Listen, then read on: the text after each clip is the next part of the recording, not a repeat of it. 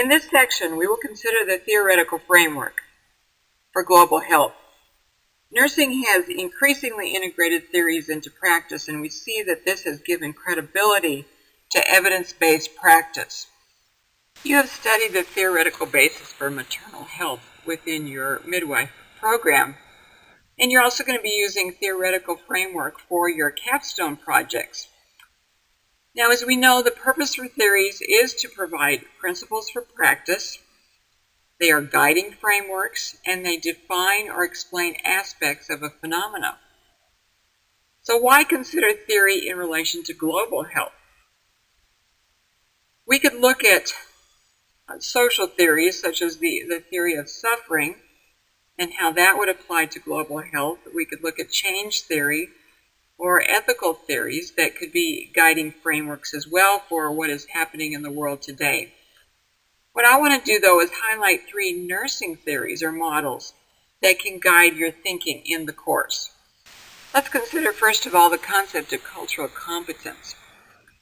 What does it mean to all of us as nurses to practice cultural competence from a global perspective?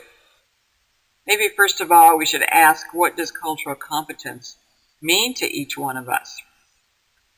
You've attended many seminars on diversity in work settings and considered cultural competence in relation to working with people of diversity within this country or your home country.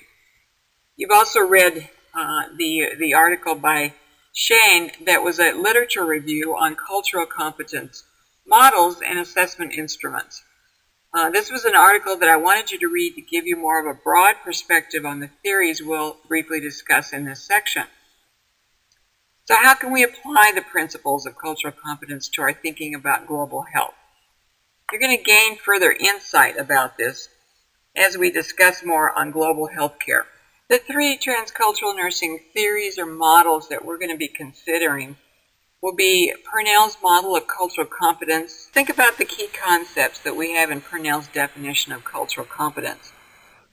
Self-cultural awareness, knowledge and understanding of the client's or community's culture, acceptance of and respect for cultural differences, openness to cultural encounter, adaptation of care to be congruent with the client's culture. As we think about global perspectives of health, this concept of cultural competence will be important. We can see principles in this definition that we can apply to global health. Purnell's model is comprised of 12 cultural domains as the organizing framework. Each domain has concepts that need to be addressed when assessing people from varying cultural backgrounds. These domains are all interconnected. No single domain stands alone. Now, on the outside of the framework for the domains, you have a global society, which this includes world communication and politics.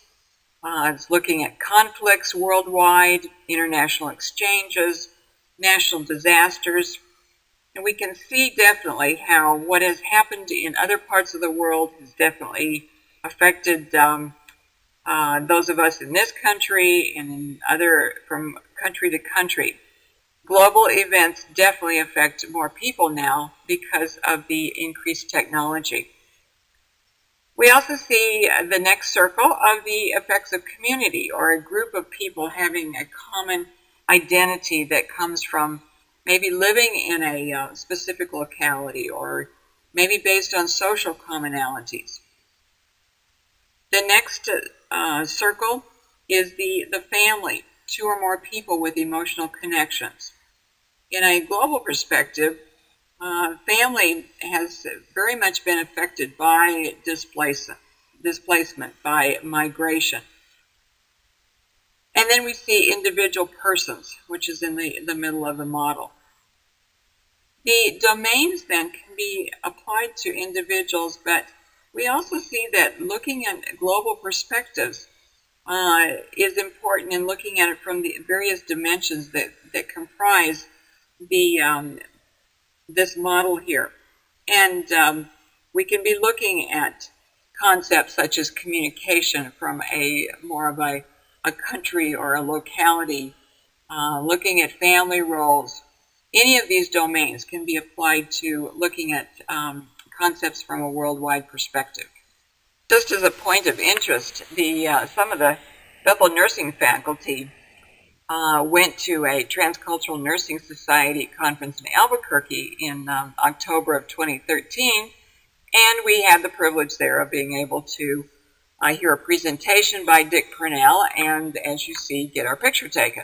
The second theory is Leininger's theory of cultural care diversity and universality. Let me just give you some background on Leininger. She was the founder of transcultural nursing. She's kind of known as being the mother of nursing. She's made a great impact on nursing worldwide. Early in her nursing career, she saw differences of what was meaningful to children in their cares. And she combined principles from anthropology, from sociology, from biology, and nursing into her theory. Now, her definition of cultural competence is the explicit use of culturally based care and health knowledge that is used in sensitive, creative, and meaningful ways to fit the general life ways and needs of individuals or groups for beneficial and meaningful health and well-being. Leininger calls her model the sunrise model, and as you recall from the last slide, it does look like a sunrise. Her cultural care theory underlines meaning and importance of culture to explain individuals' health and caring behavior. And in other words, care occurs in a cultural context. Now, Leininger has 3 modes of nursing decisions and actions that she sees as being ways to provide culturally congruent nursing care. The first one is culture care preservation and maintenance. This is where nursing care is given that helps people to retain or preserve their own values of caring, providing care and giving importance to people's culture, respecting their values and practices regarding healthcare status and understanding. So that retaining and preservation is important in this one. The second mode is culture care accommodation and negotiation. This is where there is accommodating and enabling actions in the nursing care that allow people of other cultures to adapt or negotiate for culturally congruent care, offering other alternatives for health care that are acceptable to people and a community for better outcomes. The third is culture care repatterning or restructuring. This is supportive nursing actions that allow people to change or modify their life ways for better health patterns or practices. And this in turn then is what leads to culture congruent nursing care.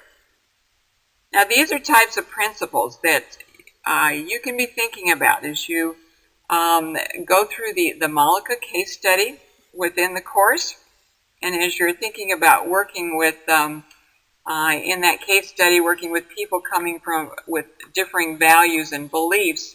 So in looking at what needs to be supported with beliefs and value system, what are ways that people can change, or what can providers be doing that might need to help people in changing or modifying their life ways. The third theory is Kapina-Bacote's process of cultural competence in the delivery of healthcare services. Her definition of cultural competence is the ongoing process in which the healthcare provider continuously strives to achieve the ability to effectively work within the cultural context of the client, and client can be individual, family, or community. This process involves the integration of cultural awareness, cultural knowledge, cultural skill, cultural encounters, and cultural desire. Now, Kapina-Bacote sees cultural competence as a journey, not as an endpoint. None of us can be totally familiar with all other cultures, and I'm sure you've seen that as you've been working with other cultures within your healthcare settings. And so this is an important concept of seeing it as being a journey and not an endpoint. Let's consider the components of Kapina Bacote's model. She has revised this model several times in relation to the visual. I just want to talk through this particular one, and then we'll give you a little bit of some background as to how she has changed this. First of all, she sees cultural desire as erupting, and this gives motivation to begin the process of becoming culturally competent. So that's foundational for the other components that she has in her model. She sees cultural desire as the basis for cultural awareness, for obtaining knowledge, for seeking cultural encounters, for conducting assessments or cultural skill. Cultural awareness, then, is being aware of our own biases and prejudices toward other cultural groups. It's also a part of this is appreciation and sensitivity to others' values, beliefs, and realizing that we all do have biases and prejudices. We talked about this in that first section in what we're coming into this class with, into this course, in regards to our own attitudes and biases. Cultural knowledge, then, is that need for sound educational foundation on the issues of our world, the worldview of others. You know, we often hear it said about Americans that in relation to our knowledge about global issues, it is much more minimal as compared to people in other parts of the world. Our goal really should be to understand others' worldview, beliefs, values, practices, problem-solving strategies that we see in other cultures. Cultural skill, then, is looking at what's preparation that would be required to work in healthcare internationally. What skills would be needed? I think we think of language primarily, too, as being a skill that is needed if one is going to be effective in another culture. They're going to need to know the language. Then cultural encounters. This is the process of engaging in cross-cultural interactions with clients. Do I seek out face-to-face or other types of interactions with individuals who are different from myself? You can ask yourself, who do I have right now in my world who comes from another country? In 2010, Kapina Bacote began collecting evidence-based research studies that were using her models and tools, and she discovered that she needed to maybe make some changes in regards to her model. She found that what was really pivotal and a key construct in the process was becoming culturally competent. In becoming culturally competent was cultural encounters. The current model begins and ends with seeking and experiencing many cultural encounters, and it's only through continuous cultural encounters that one acquires cultural awareness, cultural knowledge, cultural skill, and cultural desire. So from this perspective, cultural competence can be viewed as an ongoing journey through cultural encounters. So we see here then that the importance of theoretical frameworks and some of these different concepts that are going to help us as we process what we're studying in this course.